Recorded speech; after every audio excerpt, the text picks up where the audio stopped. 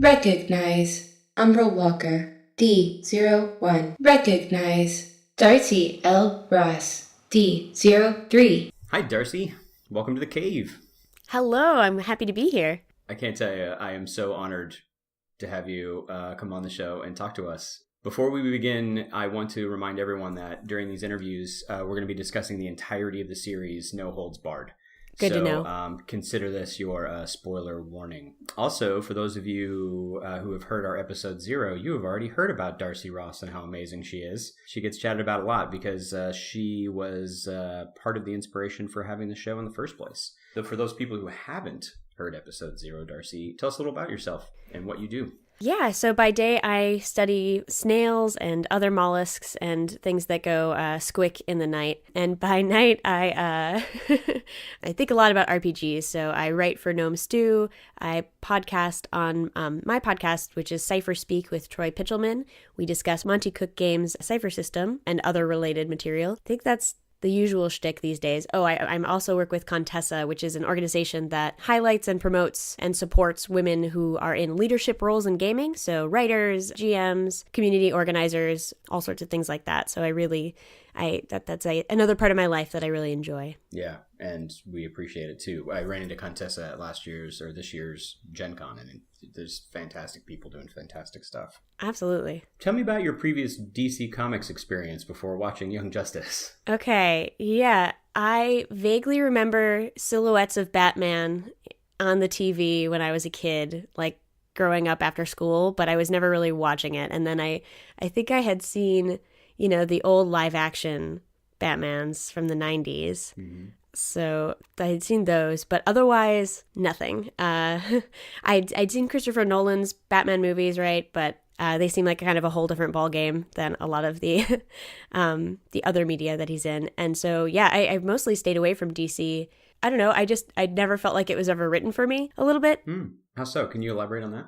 Yeah, a little bit. I would mostly hear from other people, from friends of mine, like kind of their failings of female characters, and there was such a deep backlog that I also felt there was very few jumping on points. Now I realize that Justice League Unlimited is amazing. I watched my first episode of that, and I probably could have jumped in on that. I just assumed from all this other stuff that was in the ether, these rumors basically, yeah, that I wouldn't find it very interesting. And I think I knew so little about the characters that I only kind of knew their veneer and their reputation. Like, Superman is a real nice guy who could fly and he's really hard to hit, and like that's not compelling to me.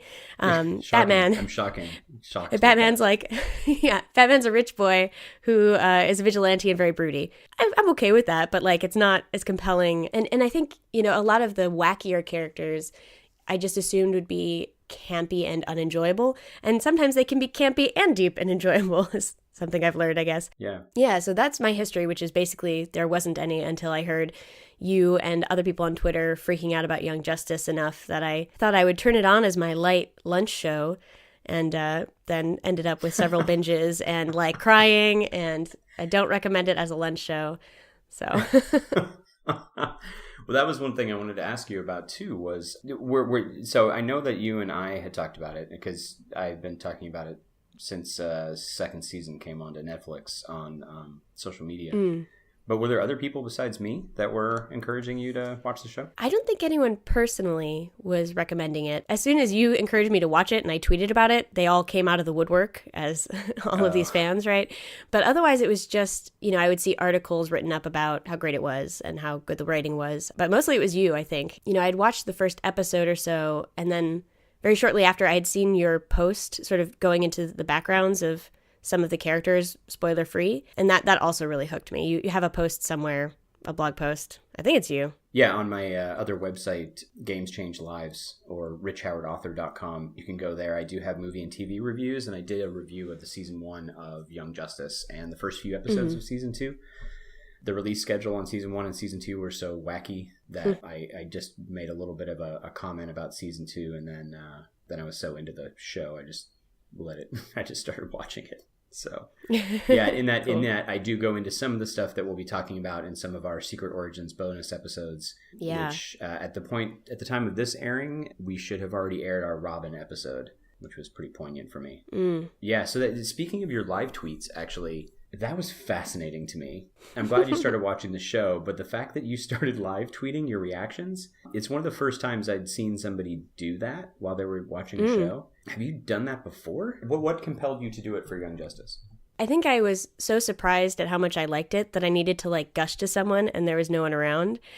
Yes. Basically, like, yes. Especially since I was often watching it at weird hours or something, like I wasn't organized enough to like harass someone to sit down and watch it with me. So I just decided to tweet it. I had seen some other people do that. I think I've done live tweets of like Die Hard, which I'd never seen, but I think that was after that. I think that might have been my first live tweet experience. Yeah. It's funny because Caleb had mentioned in our episode 0 that instead of a Young Justice show that ended up coming out of that one of those conversations, he was actually gunning for a podcast called Darcy, Darcy Watches Things. Yeah. Yeah. I mean, I missed a lot of good things, as it turns out. So yeah, which would be great. And some of it too was how you were phrasing your tweets. It's very hard to find old tweets, unfortunately. But it was pretty amazing. And I think what really caught me was a couple specific tweets that you did. Actually, myself and Kat Cool from Campaign had both noted it. You said something to the effect of, Captain Marvel is adorable, but really odd. What's up with him? Yes, I called him Mr. Marvel,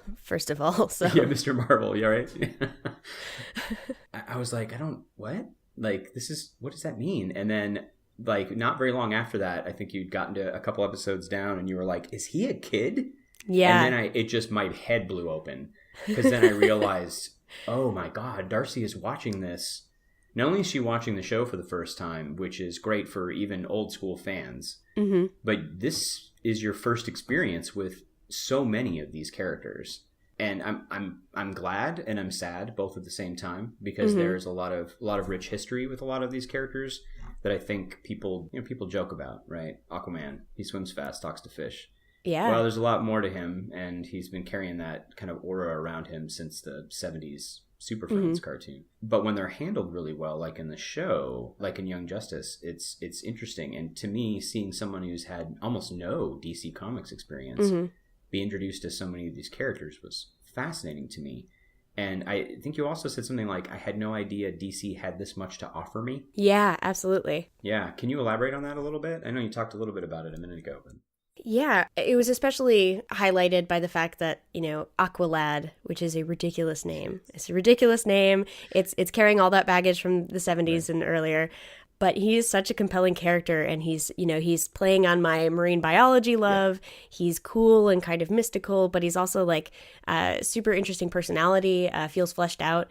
That sort of really floored me, how much, if they could make him so compelling, I was like suddenly willing to trust a lot more in their storytelling ability. But I think another thing that came through about realizing what they had to offer me is just, this universe compared to the cinematic universe. There were people of color and a lot of women just around. It felt like a city. Like I'm in Chicago. Yeah. There are people of color here. Yeah.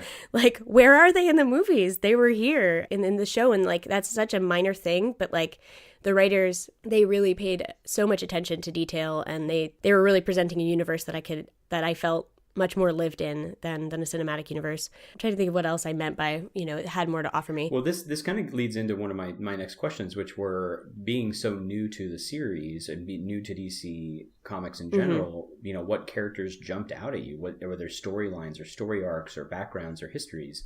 You already touched on Aqualad, and we are going to have our next Secret Origins is going to be an Aqualad history. Oh, I'm so excited. But here's the thing with Aqualad. The Calderon Aqualad for the show was created entirely for the show. Wow. So do you remember the episode where Aqualad goes back to Atlantis and he meets Tula? He meets up with his friends Tula and Garth. Mm-hmm. Is Garth the original? Garth was the original Aqualad. And so when they give that nod back in Downtime to where that split came from in this parallel universe, this is the Young Justice series takes place on Earth 16, which is technically inside the DC universe during the New 52 revamp. So they basically Warner Bros. DC Comics awarded Young Justice their own Earth and said, "This is so good. You get this Earth in the actual DC Comics universe, and this stuff really happened in our DC universe just on this one Earth." Oh my gosh! Yes, super cool. So you'll see the number 16, like 16 hours. What did we do? Yeah, I had no idea. Yeah, it comes up a lot. Also, 52, for the new 52, Superboy's KR project is on sub-level 52. Awesome. So you see a ton of those nods in the show to those numbers. But my point is that those of us who are familiar with the original Teen Titans, that original Aqualad Garth was terrible. He was terrible. Oh, man. He was terrible. He was worse than Aquaman back in the 70s. He just was awful. Dang. And they revamped him in around the 80s and 90s to kind of grow up just like, Robin grew into Nightwing to become Tempest. So he started studying at the Conservatory of Sorcery in Atlantis, and he gained all these magical powers that you see in the Young Justice series. And so they ended up making Garth a much more interesting character, like they did with a lot of them, moving from the 60s to the 90s and 2000s. But this Aqualad was so compelling to DC Comics that they used it as inspiration for a similar Aqualad, new Aqualad, in the actual DC Comics universe. So I'm glad that he pulled you in and compelled you. Yeah. I find it interesting in some way because he was entirely driven on the show. Yeah. Are there other characters that jumped out at you as well? Oh, yeah. I was taking notes this morning, and it's hard to find a character that I wasn't dying for more information about. Nice. These writers, make every frame count for 10 frames that would have been in another series, Absolutely. And so, yeah, I need more. But when I was writing it down, Miss Martian became, gosh, you told me, I think you warned me, like, the writers are intending everything you're feeling about the characters. Like, that's really how it came across, right? Yeah. So when Miss Martian starts out and she's very, like, stereotypical, like, baking cookies and overly excitable little bubbly girl, I don't know. I found her funny for a minute and then really annoying. And then her arc was the best. Absolutely. Gosh, yeah, I just love her arc. So she meant a lot to me. And the fact, since we're spoilers, like the fact that she's secretly a horrific albino looking monstrosity makes me so happy. And like her, and the reveal and the way her friends reacted to that was so, so cool. And like, I don't know, it was just, from scene one, like they knew what they were doing with that character, it felt like. Yeah, they did. And season 2, oof. I know, season 2. In that reveal toward the end, I'm getting chills thinking about this thing I'm going to say. So in the reveal where she finally lets everybody see what she's really like, right? Yeah. Everybody steps back but Superboy. Yeah. He's like, I've known since we touched minds in Bialya. And that could have been a Deus Ex Machina, like, let's just put it in there and they touched minds and that's fine. Which the first time I watched the series, I thought maybe that's what they did. And then I went back to rewatch it. And if you see that scene where she is putting Superboy's memories back together, when Simon fried all their memories and took away 6 months of their life and he was just feral, that scenes where she's putting his memories back together, there is a quick flash of her in her white Martian form that we had no idea about yet.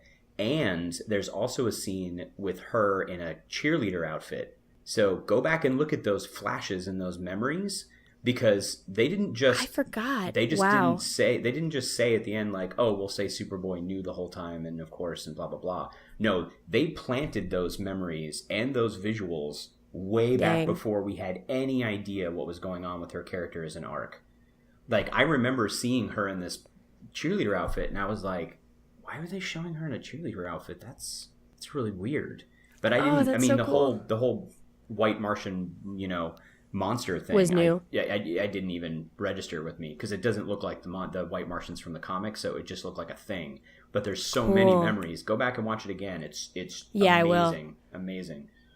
So my gosh, I agree with you 100% on Miss Martian. Who else? So many villains. A lot. I was surprised to find really compelling villains and sort of weird neutral / antagonistic agents like Lex Luthor. That's another thing that I'm like, yeah, Lex Luthor, whatever. He's like the big bad guy who has a lot of money who fights Superman. Like, fine. I don't find any of that compelling. How he is written is so good. He is just giving people what they want. He's just a good dude trying to help the world and giving all of these characters who we know and love what they want. Like, they can't say no to when they're interacting with him. And that is just chilling. I'm so impressed. And you realize he actually saved the world, right? I'm a little fuzzy on the details, but I think I remember us talking about this. So at the very end of season 2, when the Reach have planted all of these bombs around the world, it's Lex who's deprogramming them, and the League is just delivering Lex's technology. So through 2 full seasons of Lex being a villain, he ends up positioning himself to be the savior of the world. That's my Lex. That's the Lex I want to see in a live action show somewhere. Someone who is clearly 10 steps ahead of everybody else. Yeah. You know, if you want to detain me, son, see my lawyer. You know, like, yeah. The man After has like no superpowers, no powered armor, no craziness that they had in like the 80s with him. It's his mind. Yep. Playing all the players. Unbelievable. Oh. And he's in so few scenes. Yeah. I know. Yeah. But every scene is impactful. I love his bodyguard, side note. Oh, Mercy. Yeah. I want the 30 Rock version of like Mercy's life, where she's Liz Lemon, just trying to have it all, trying to work hard at her day job and find a love life on the side as an android killing machine. Oh my God. So that's what I want.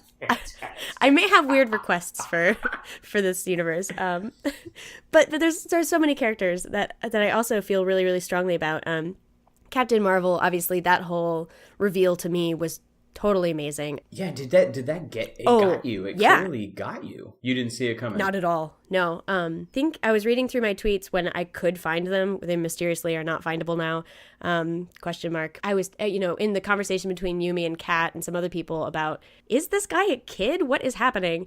And then it gets revealed that he is, kind of, and like the fact that in the next season, Batman discovers it, right? Later in the same season. Yeah, that is in the same season. Man, how that played out was really cool. Somebody posted some frames of when Superman discovers that somebody gave these superpowers to like a young child and basically cursed him with this, ability too. Mm-hmm. And that was like, man, seeing that comic page too, made me realize that there's a lot of the stuff they're pulling on is not just these writers, that there is some really, really impactful, good writing in the backlog. I'm not super well equipped to find it without some better guidance. For our listeners, the comic panels that Darcy's talking about is a scene where Billy Batson, who is Captain Marvel's secret identity, his best friend dies during a struggle, and Billy as Captain Marvel can't save him, and then Captain Marvel takes off, and Superman goes to find him and finds him like on top of Mount Everest or something. He's trying to figure out what's going on, like what is happening, and Captain Marvel is breaking down and talking about his best friend dying. And he's like, this is a little weird. You're a full-grown man, and there's a child who died, and that's sad, but it's not the way that you're talking. And then Captain Marvel converts back to Billy Batson, and the first thing Superman says is, who did this to you? Wow. And then goes face-to-face with the wizard who turned him into this, who cursed him as this, and calls him out on putting this level of responsibility on a little kid and the whole deal. These are the compelling stories that DC can do when you get a good writer. When people tell me you can't tell good Superman stories because he can't be hurt, it's not about the superpowers. Yeah. It's never, ever about the superpowers. It's about getting to the heart, cutting to the heart of who these characters are. And which is one of the reasons why I really like the Superman in this series, both in season 1 and season 2, even though he gets a bad hack for being like bad dad or whatever, because I go into it in detail in an episode, but the idea that he's dropped in this situation that he's unfamiliar with, this is not something his powers can deal with, right? Bruce Wayne sitting you down and giving you parenting advice, that's a tough day. You're having a tough day, right? So then it's about who he is. And then, of course, the way that Superboy and Superman bond in season 2, and we see them working together, and instead of being a father-son relationship, they discover a brother-brother relationship. That makes much more sense. Like, I can see Superman's brain being able to wrap around, like, no, I have a little brother I need to take care of, not I have the responsibility of parenthood, which seems maybe like a subtle difference, but I think it's an important difference. Or when he takes him home and his dad says, "I'm any excuse to have one of my sons." Yeah, with me. I think that was from the comics actually. So it's just amazing stuff. Yeah. Speaking. Yeah. Sorry to cut you off. No. There. I think you nailed it, and thank you for my memory's fuzzy, and I only got the couple panels anyway. But I wanted to ask you, in the Marvel universe, something I've really been enjoying has been Agents of S.H.I.E.L.D. I think I like these smaller stories rather than the big world-saving stories. And a lot of times what Young Justice does is it's a big world-saving story that is a frame within which we can explore relationships, right? Or there's a lot of depth going on, which makes me still care when things are exploding. Unless they're really good explosions, but I see a lot of explosions. Right. You know, there are only a couple characters in the Young Justice universe that are unpowered that I found really compelling. One of them, I mean, we talked about Lex Luthor, right? He has a superpower, and Batman, of course, they're not artificially enhanced. But one of the characters I found myself really intrigued by was G. Gordon, what's his face? G. Gordon Godfrey. Yeah, G. Gordon Godfrey. Partly because it's Tim Curry, but also it's fun to see him be. I always assumed he was in somebody's pocket, which he may or may not have been for parts of it. But I just thought it was a cool voice of the normal people who have to live with their Earth constantly being like attacked by other galaxies and who are dealing with basically all this stuff that's way, way out of their ability to control. And they have to rely on these superheroes, right? And, you know, I read the Watchmen. That was a really influential thing that got me into comics at all. And so I find that kind of normal versus super dynamic really interesting. Do you know, like, does DC have a lot of story or some other stories of like an Agents of S.H.I.E.L.D. level where it's like normal people who explicitly aren't powered trying to make a difference, or is that just not the kind of stories DC tends to want to tell? Like, they've got a lot going on, but I was just curious. Well, I find that interesting because typically the most influential or the DC characters that people most relate to are the Batman family, right? Who are all empowered, right?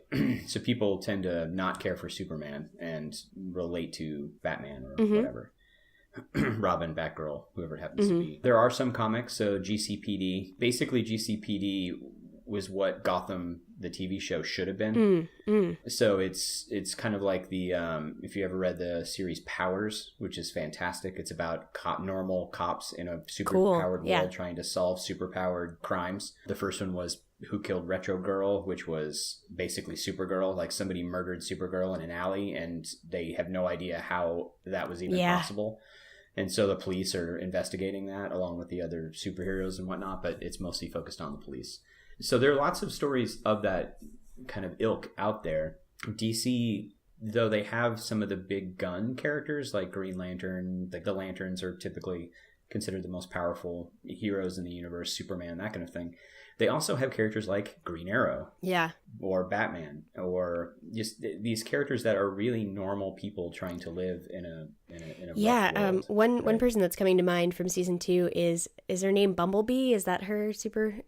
So obviously I'm drawn to her because she's a woman of color scientist who occasionally goes around and does superhero things as a Bumblebee, but like. Yep. A lot of her screen time is spent being, man, I gotta like get back to the lab, and which you know rings very. That sounds like somebody I know's tweets. Yeah, I know. I had a power outage. Oh my god. Yeah, exactly. Right. So I think what I liked a lot about Young Justice is that they really flesh these characters out enough so that I care about their non-powered day lives, you know, and relationships. Yeah, and that's the thing. This is the Teen Titans show that I really wanted, because the Teen Titans comic was different than the Justice League comic back in the 70s and 80s, because the Justice League comic was made up of characters who had their own comic books, right? If you wanted to know what was going on with Batman, you know, in his home life, you would read Batman. If you wanted to see Superman and Wonder Woman and Batman and Green Lantern and everybody get together to fight Starro or some galactic menace, you read Justice League, right? You didn't read Justice League to find out about personal lives. But when they created the Teen Titans and they brought these sidekicks together, these sidekicks had no comics of their own. And so when they brought them together in their own comics, they explored everything, which meant the comics were as much about them becoming a family and becoming their own support system as it was about fighting Brother Blood or, you know, Wildebeest or whoever their, you know, Slade, whoever it happened to be their villain of the arc. But it was about them becoming tighter people. It's where I really learned about Dick Grayson as a character as opposed to just Robin in relation to Batman. Right. And so they took that and they put it in the show. Cool. Because every episode is about moving the meta plot forward, but they move the meta plot forward by exploring the deeper character interactions and what's happening with each character. And they do it with an ensemble cast, which is already hard enough as it is, right? Just to get a show that's decent with an ensemble. It's so hard. I'm still marveling, like, at how they were able to balance that many characters and the plot. And like, I just feel like when I look back and look at the number of episodes it took, because they were doing things so layered, it felt like they were able to pull off a ton more than they should have been able to for any other TV show. I wanted to do a callback. You were talking about G. Gordon Godfrey. Yeah. G. Gordon Godfrey is not human. Yeah. What? So if you look he? at the very, very last scene in season 2, Yes. where Vandal Savage has stolen the war world and he's left the Earth. Yep. And in the very final scene, he's shaking hands with some big buff dude on another alien planet. You can look in the background and you'll see Desaad, who is the evil scientist during the Tomorrow People episode. Yeah. And you'll see G. Gordon Godfrey. G. Gordon Godfrey is an apocalyptic person named Glorious Godfrey. Yeah. And he was planted on Earth to be this person who would cause and stir up all of this anxiety about the Justice League and about alien invasions to play into the bigger picture of what was happening with the light. So in the first season, when they discover Sphere, remember Sphere in the desert? Yeah. Sphere was the side effect of a testing of a delivery system. That delivery system were the boom tubes, right? The boom tubes, they practiced in the desert and they had the Sphere delivered from Apocalypse. That boom tube and the mother boxes and the father boxes are all Genesis and Apocalypse technology. That was seeded in season 1 for what I can only imagine is going to be an epic season 3. Because it's Darkseid having been working with the light since the first season to plant all of this machination in the background. Oh, boy.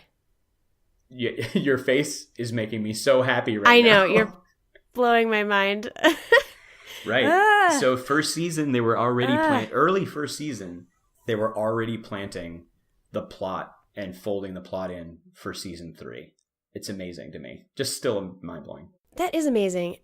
You know, I was trying to get my sister to sit down and watch it with me, but last night, and I think she will probably shortly here. I guess I'm just impressed at how accessible this show is. Like, Sphere is played so quirky and companion-like, and it's got this personality, and so it didn't feel to me like something planted that they were just kept showing you so that it could pay off later, right? They integrate things pretty well such that I rarely feel myself lacking information except when they want me to, like during the time jump.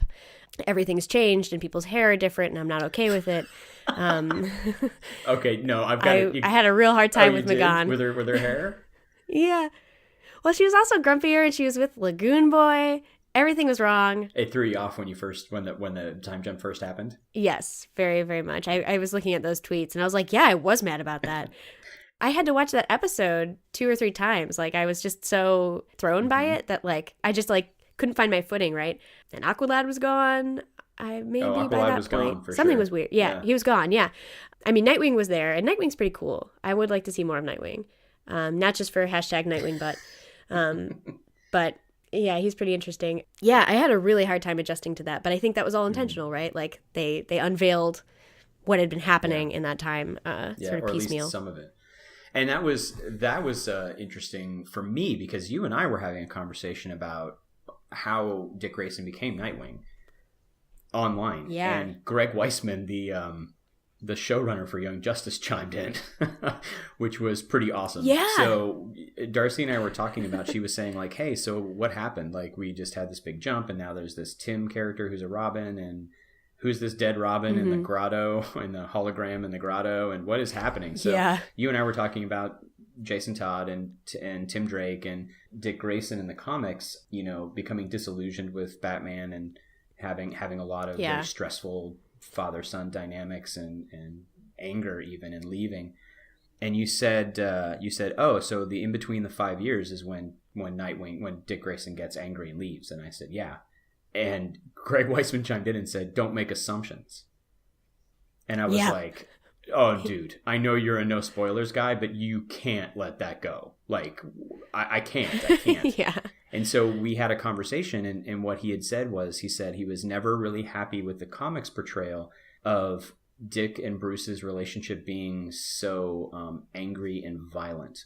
Even like in the Batman the Animated Series, Dick literally punches Bruce in the face, like, and says, "Oh my "That's it, God. I've had enough of you," and punches him in the face, and walks off. And the next time we see him, he's Nightwing in the series. And Greg said he's always had an issue with that. He doesn't feel like that's a relationship that he think needed to happen to have that transition happen. And so then I went back and rewatched season 1 for the gazillionth time again. And I realized he had set all this up so beautifully. That scene we were talking about earlier where Captain Marvel is, they're sitting around and they're trying to vote on who's going to be a part of the League again. Yeah. Such a good scene. So good.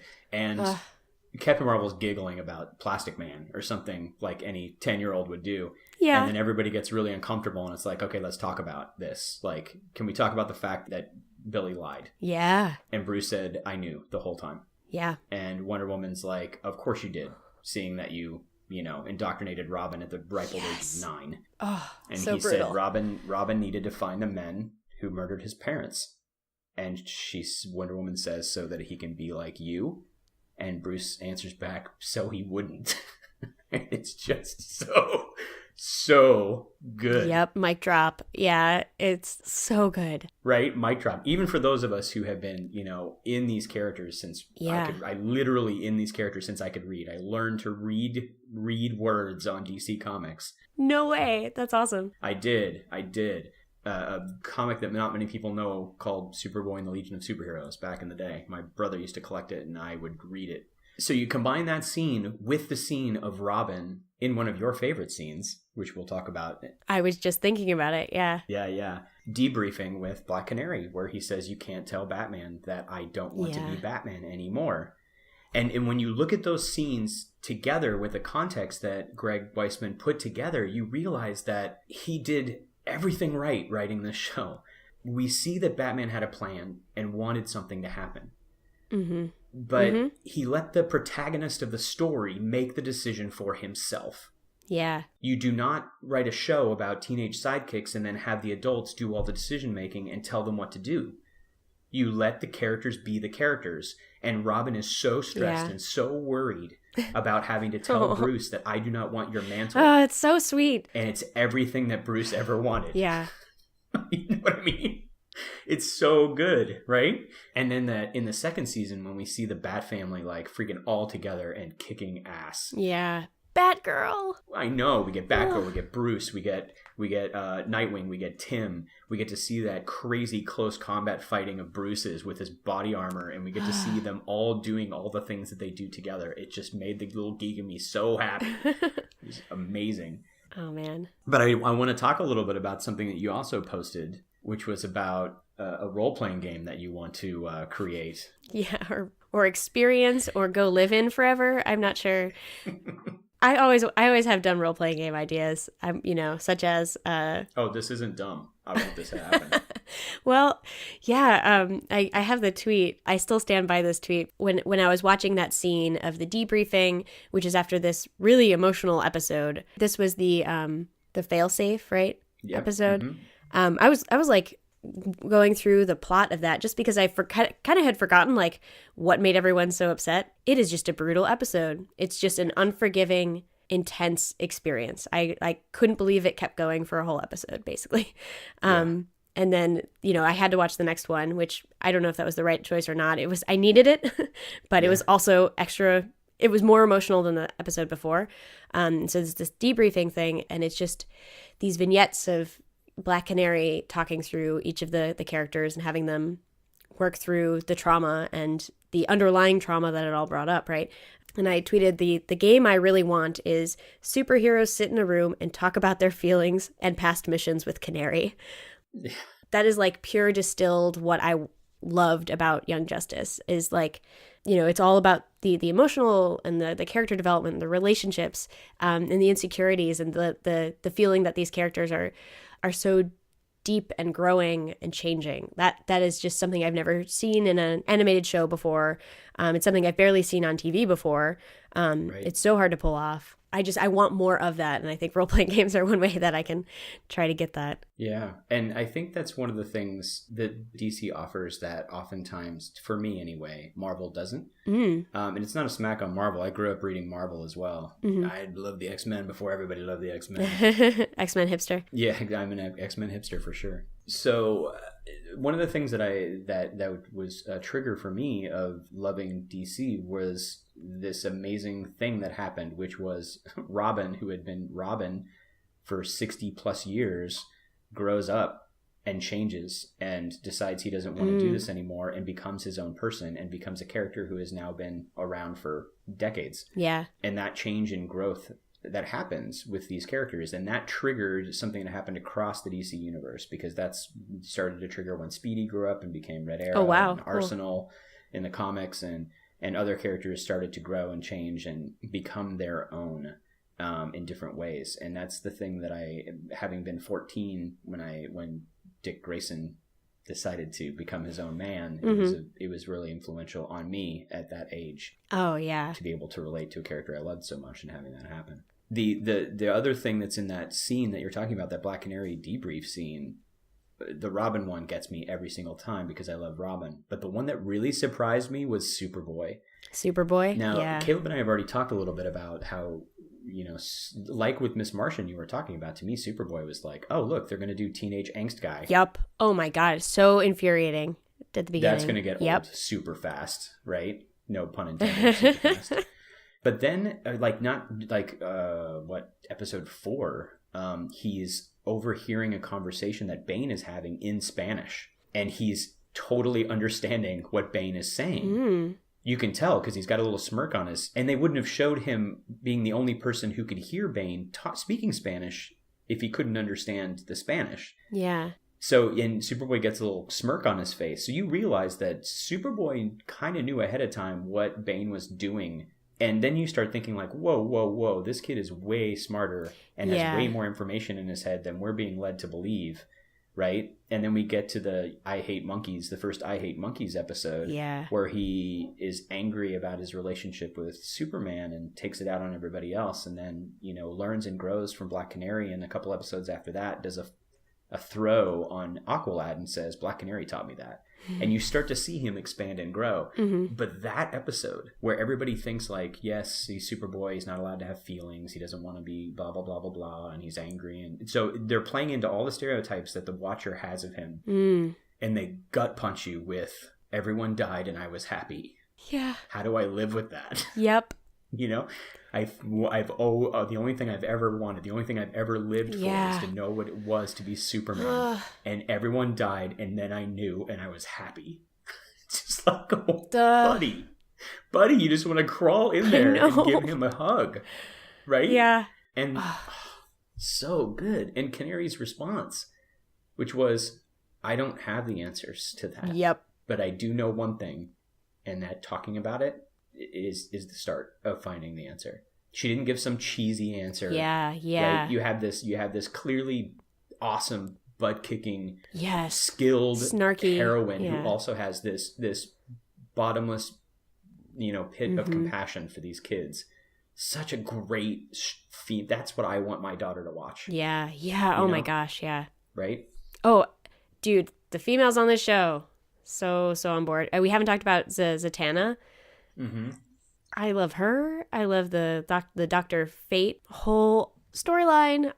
You know, their friendship causes them to want to sacrifice a lot for each other, and there's this push and pull of, you know, I think it's interesting that there's conflict between the characters a lot, but there's also people having conflict because they care so much for each other, and they're all trying to be good to each other, and that's a really cool driving force of the show, I think. Yeah. Or they want to belong. Yeah. And they don't know how to make that happen, or they're worried. Like Superboy's thing in Schooled, episode 5, where he has that conversation with Superman that's super awkward. Oh, yeah. Again, no pun intended at the beginning, where he's like, maybe you can help me.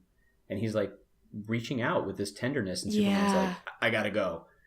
And then, so here you go. You have Superboy, who we've already known has to make a choice between being a weapon. Yep. Or being Superman. Yep. He reaches out for Superman, And Superman literally turns him down. Yeah. And so the rest of the episode, he says, well, then I guess I have to be a weapon. And he spends the whole episode telling everybody to screw off. Yep. And diving into that weapon until the very end when he realizes he can be something. He can be neither one. Yeah. He can be himself. Ugh. Jeez. God, these writers. Oh my gosh. It's so good. It's so good. Yeah, let's talk about the female characters a little bit. Yeah. I want you to talk about Zatanna because I know that Caleb's a big fan. Yeah, I wish I knew more about her. Let's see. What are my thoughts about Zatanna? I think that was a really cool, like, father-daughter relationship too, right? I don't know a lot of those that I get in media when it comes to geekdom. Yeah. I'm sure there are, but that was one of the first, I think, that I've seen that seemed like a vaguely healthy relationship, right? Yeah. They liked each other, and he was her mentor, and to have him go into, sacrificing mode and fuse with the helmet of Dr. Fate, right? That's what happened. Yeah. And I don't know, it was interesting that he's still there, right? I liked that it's not that he killed himself for her. It's that he, there's sort of this element of like still watching over her and he's still kind of there. So he's still in her life, although distant. I thought that was really cool. She's just a badass. I enjoy her so much. I just think she's very, very competent and a voice of reason. I liked her great toe-to-toe snarky intelligence that she had with Dick. Oh yeah. In the series as well. Like he would say or do something and then realize she was with or ahead of him already. Yeah. I love the little things too, like the very end where she's just having this little like thing where they get Fate, right? They get him with the Starotech vaccine and cure, right? And he's unconscious and she's left alone with him, right? Her and Billy. Yeah. And they take the time, they take the moment, like the main storyline is about something bigger, but the writers take that quick moment, that not 3-4 seconds of her doing something, trying to do something, and then saying, I can save Fate from the light, but I can't save my father from Fate. It just gets me every time. And the scene where he kisses her on the forehead, and she knows that she did this as well. Like she made this choice that she felt was a sacrifice for herself, of herself to other people. And then watching her father make the same sacrifice she made. Yeah, she understands. She totally empathizes. Yeah, she can't argue with him. Right? But she also knows that her actions led to this choice that he had to make, which was the same choice she was going to make. That is so complicated, an emotional story arc to get into, in the few, again, seconds or minutes of screen time you have with this giant cast of characters. Oh my gosh. Yeah. In season 2, we get a lot more female characters as well. The pace had picked up a bit, right? Like the stakes were higher, so I feel like we had more of them, but we had flashes. There are a number of characters that probably because they were being explored elsewhere just didn't get a lot of screen time or in-depth stuff. And of course, there are many other ways to get this. So Wonder Girl and Babs, right? I don't know, they're so charming. I love the scene. They're having like a girls' night out, right? They're like out to dinner for a birthday or for like a wedding, like engagement party or something. Yes, if I remember correctly. It was Rocket getting engaged. Is that what you're talking about? Who's Rocket? Oh, no. Oh, I'm so bad.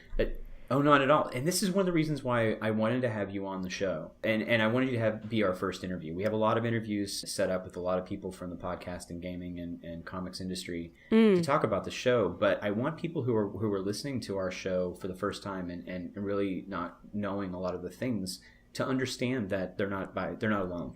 Yeah. And it's okay. Yep. and that's what our show is about, is to introduce people to other things that they may not know and to get it out there, because I know there are people who know more than me. So they can tell me about the things that maybe even I've missed. Yeah. Rocket, at the very end of season 1, we get our first glimpse of Rocket in the last 2 episodes. She is the sidekick of Icon. So Icon was inducted into the Justice League, and Rocket is inside the Hall of Justice while they're having the ceremony. And she's new and confused about like, wait, there's a mole? What's happening right now? And then she's in a couple of the last 2 fights. And then she and Zatanna both get inducted into the Justice League in season 2. So we just see her a little bit in season 2. Yeah, yes. Oh, yeah, I do like her. Okay. Yes. And so Rocket and Icon were part of the Milestone Comics, which was a spinoff of DC that was trying to do an entirely or largely focused people of color comics world That's where Static comes from. The character of Static, he had his own animated series and whatnot as well, comes from, and he's in season 2. He's the kid who flies around on the garbage can lid. Oh yeah, yeah, that's Static. So they all come from Milestone, and then eventually DC just absorbed all the Milestone characters into the larger universe as well. Anyway, but I think it was Rocket getting engaged, and again, it's like a nod to something that's happening in the background. Yeah. Oh man, there's so much of that in that season, especially. But you were talking about the girls' night out. Yeah. I not exactly sure what my point was, but I wish they had more time in that season, in this series, because I feel like the characters are a little self-aware that female superheroes are kind of an up-and-coming thing that has not been historically the deal, right? Because they make this comment to Nightwing or something. I forget what the comment is. He was sending them to Bielia to investigate Queen Bee, and he had said that because Queen Bee can only influence a few females, that's why you're an all-female team. And Barbara says, would you have felt the need to justify an all-male team? And he's all, there's no good answer for that, so good luck. And he just turns it off. I thought that interaction was perfect. I was like, oh man, I love that so much. Yeah. I felt bad for Nightwing, and I understood what was happening. And I'm glad that was, I have to say, I'm glad that was the only nod in the show to that interaction. Yeah, me too. And every other interaction, in my experience, watching it as a middle-aged white male, all the rest of it was just, you know what? Superheroes are superheroes. It doesn't matter what sex they are. Everybody is working at full capacity and doing amazing things. Yep. I was really glad too. I didn't want any more than that. I thought that was the perfect light touch of an acknowledgement. And then they went back to ass kicking instead of spending time talking about, I don't know, talking about things, right? They went and did change, right? It was so good. Yeah.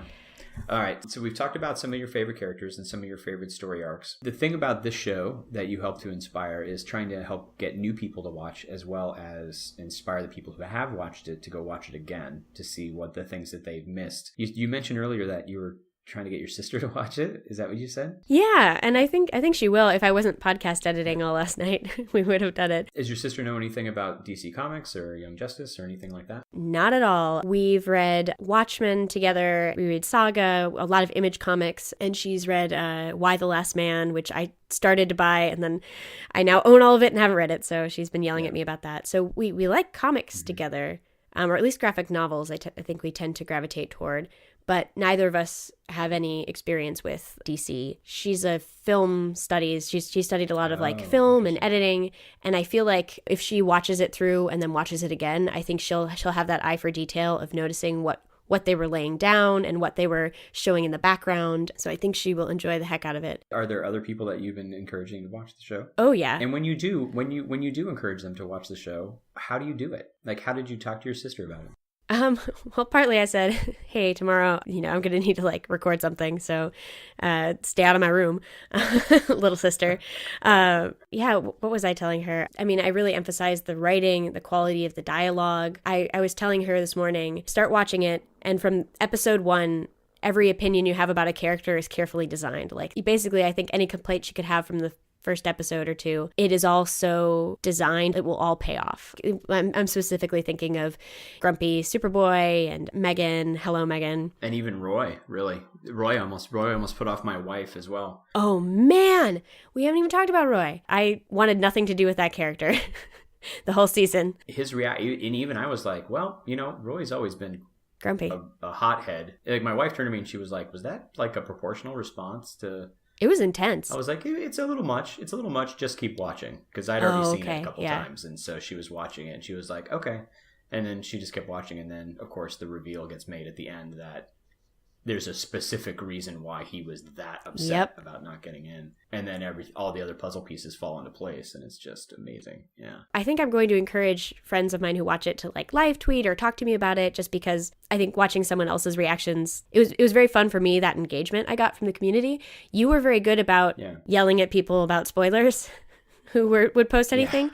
However, I'm really sad that I have to rewatch the whole thing because maybe 2 or 3 episodes before the finale of season 2, I had Wally's fate spoiled for me in some sort of fan art. I just caught it. That end episode, they don't give that moment a lot of time because they can't, because they're doing this, what is everyone doing at this time? And so it took the punch out of it a little bit for me. So I think I think leading up to it again, I'll be good. But that was a rough spoiler. So I'm definitely going to tell people not to like, don't wiki trawl, don't look things up.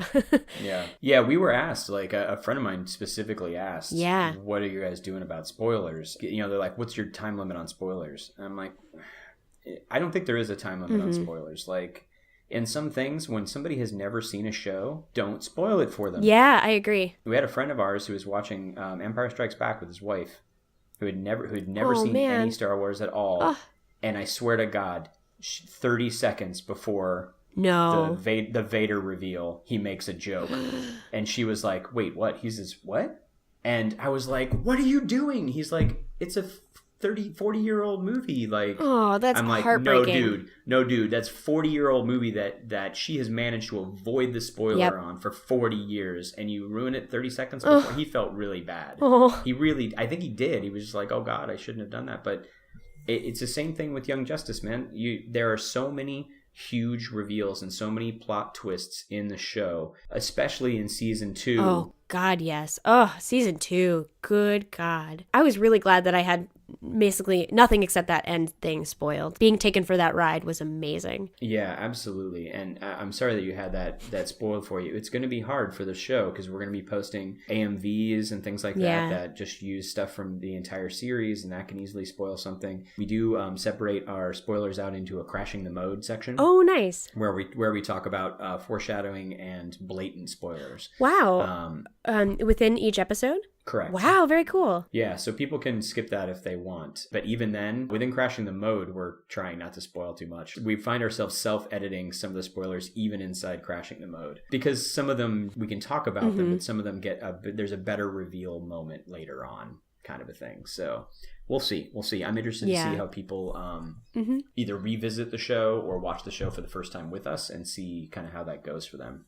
Yeah. I just started watching Justice League Unlimited. I watched one episode. It's where Wonder Woman turns into a pig, which was insane, but it totally hooked me on the show. Is one of the writers from Young Justice also... Greg Weisman's been on a bunch of stuff, right? Yeah, Greg Weisman was the showrunner for Gargoyles, the first season of Rebels. He did Spectacular Spider-Man. Oh, yeah, that's what it was. Thank you. Yeah, Justice League Unlimited is a fantastic series. It was my favorite DC animated series before Young Justice. That one season, the second season of Justice League Unlimited is pretty great too.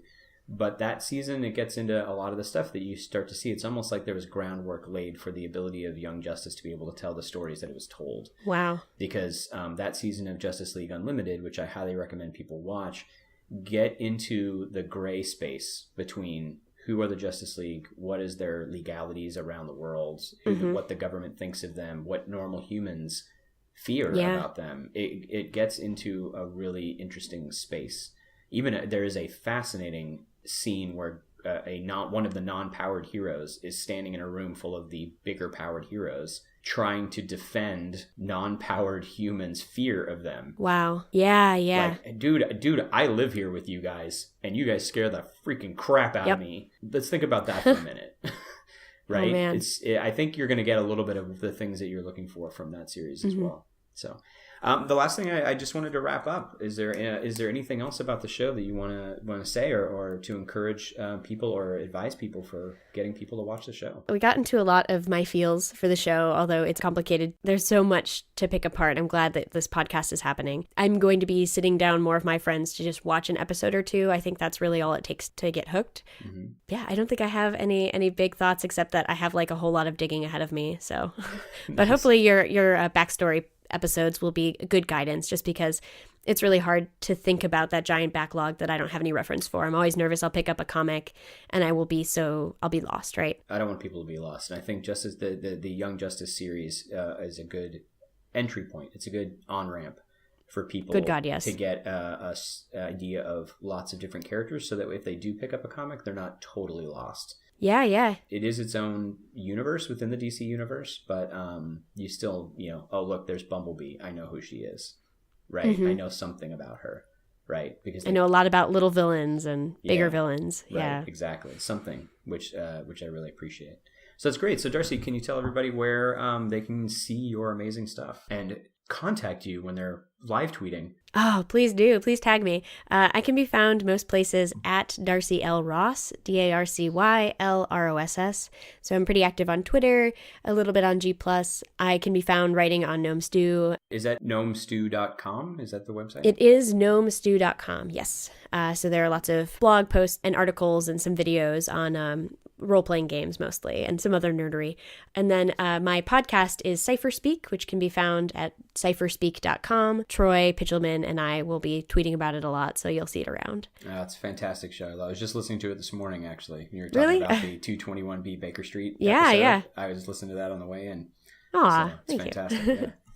All right, great. Thank you so much, Darcy, for not only coming on the show, but for live tweeting and starting the conversation that got the show in the first place. I'm so glad that happened. All right. Thanks so much, Darcy. Take care. Thanks for having me on. Yep. If you need to get a hold of us, you can email us at whelmedpodcast@gmail.com. You can find us on Twitter at @TheYJFiles. You can also find us on Facebook. Our Facebook page is www.facebook.com/crashingthemode. All right, everyone. Thanks for listening to Whelmed. Remember, stay whelmed. You've been listening to Whelmed, the Young Justice Files podcast. Our computer is voiced by Madison Ray. Our theme was composed by Emily Mio. Our logo was created by Kevin Bates. Whelmed is a fan-made podcast and is not officially affiliated with DC Comics, DC Entertainment, Warner Brothers Animation, and any other owners of Young Justice or its related source material. As such, these companies have sole ownership of all symbols, images, names, logos, and proprietary material related to Young Justice. Original content of this podcast is ours under Creative Commons. Thanks for listening, and stay whelmed.